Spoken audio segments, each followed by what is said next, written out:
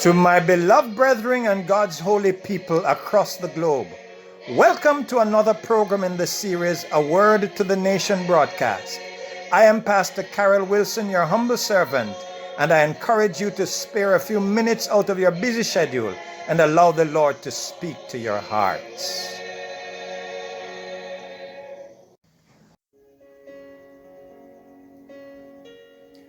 Good morning, friends and family. This morning my mind is reflecting on the passage in 2 Kings 4:17 to 37. The theme of this morning's presentation is, It Shall Be Well. I am reading from the New International Version, NIV. It reads, And the woman conceived and bare a son at that season that Elisha had said unto her, according to the time of life. And when the child was grown, it fell on a day that he went out to his father to the reapers. And he said unto his father, My head, my head. And he said to a lad, Carry him to his mother. And when he had taken him and brought him to his mother, he sat on her knees till noon, and then died. And she went up and laid him on the bed of the man of God, and shut the door upon him, and went out. And she called unto her husband, and said, Send me, I pray thee, one of the young men, and one of the asses, that I may run to the man of God, and come again. And he said, Wherefore wilt thou go to him today? It is neither new moon nor Sabbath. And she said, It shall be well. Then she saddled an ass, and said to her servant, Drive, and go forward, slack not thy riding for me, except I bid thee. So she went and came unto the man of God to Mount Carmel.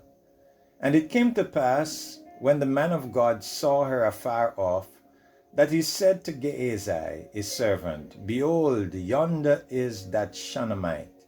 Run now, I pray thee, to meet her, and say unto her, Is it well with thee? Is it well with thy husband? Is it well with the child?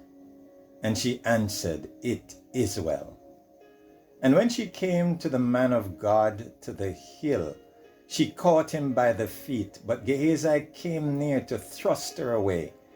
And the man of God said, Let her alone, for her soul is vexed within her, and the Lord hath hid it from me, and hath not told me. Then she said, Did I desire a son of my Lord? Did I not say, Do not deceive me? Then he said to Gehazi, Gird up thy loins, and take my staff in thine hand, and go thy way. If thou meet any man, salute him not, and if any salute thee, answer him not, and lay my staff upon the face of the child. And the mother of the child said, As the Lord liveth, and as thy soul liveth, I will not leave thee. And he arose and followed her. And Gehazi passed on before them, and laid the staff upon the face of the child. But there was neither voice nor hearing. Wherefore he went again to meet him, and told him, saying, The child is not awake. And when Elijah was come into the house, behold, the child was dead, and laid upon his bed. He went in therefore, and shut the door upon them twain, and prayed unto the Lord. And he went up and lay upon the child, and put his mouth upon his mouth, and his eyes upon his eyes, and his hands upon his hands, and stretched himself upon the child, and the flesh of the child waxed warm. Then he returned and walked in the house to and fro, and went up and stretched himself upon him, and the child sneezed 7 times. And the child opened his eyes, and he called Gehazi and said, Call this Shunammite. So he called her, And when she was come in unto him, he said, Take up thy son. Then she went in and fell at his feet and bowed herself to the ground and took up her son and went out. Crises have a debilitating effect on those who experience same. Different people react to similar crises in different ways. However, for most persons, when experiencing crisis, the daily schedule, trivial or important things of life get quickly pushed aside and the focus becomes intense. What do we have to do right now? What is important in this moment? What will happen in the next minute and the next hour and the next moment? In the midst of a crisis, things like sleep, shopping, or entertainment disappears, and we just do what we must do in that moment. One day, Elisha went to this town of Shunem. A wealthy woman lived there, and she urged him to come to her home for a meal. After that, whenever he passed that way, he would stop there for something to eat. She said to her husband, I am sure this man who stops in from time to time is a holy man of God. Let's build a small room for him on the roof and furnish it with a bed, a table, a chair, and a lamp. Then he will have a place to stay whenever he comes by. This woman lacked nothing, except she was seemingly childless, and her husband was old. So Elisha miraculously caused her to have a son who grew up and was doing well. One day, the boy fell ill and suddenly died. Notice how the Shunammite dealt with this crisis. She did not do what most women would do in such a situation. She did not panic and raise an alarm. Instead, she remained calm in spirit. I believe, first of all, convincing herself that despite this tragic occurrence, that it shall be well. Somehow, in her inner self, she had a feeling of expectancy, and that is why, for her, raising an alarm would not be necessary or helpful. She demonstrated this faith by taking the boy, her dead son, up to Elisha's room and laid it on the bed. Then she requested from her husband one of the young men and one of the asses. Her husband was concerned about her decision to call on Elisha at that time. She could have explained the crisis to him. This could have perhaps gotten her some support, but it could also break her spirit, causing delay and distraction. Instead, she just told her husband, I will be back soon. It will be well. While she was on her way towards Elisha, he saw her afar off and sent his servant Gehazi to inquire about herself, her husband, and her son. And her answer was the same, it is well. She bowed before the man of God and said, Did I desire a son of my Lord? Did I not say, do not deceive me? He then knew that the child was dead. He then instructed Gehazi to go in haste and take his staff and lay it upon the child's face. And the mother of the child said to him, As the Lord liveth, and as thy soul liveth, I will not leave thee. And he rose and followed her. The child was miraculously brought back to life and presented to his mother. There are 3 observations that I pulled from this story that might aid us as children of God who at times experience times of crisis. 1. Do not become anxious or raise an alarm.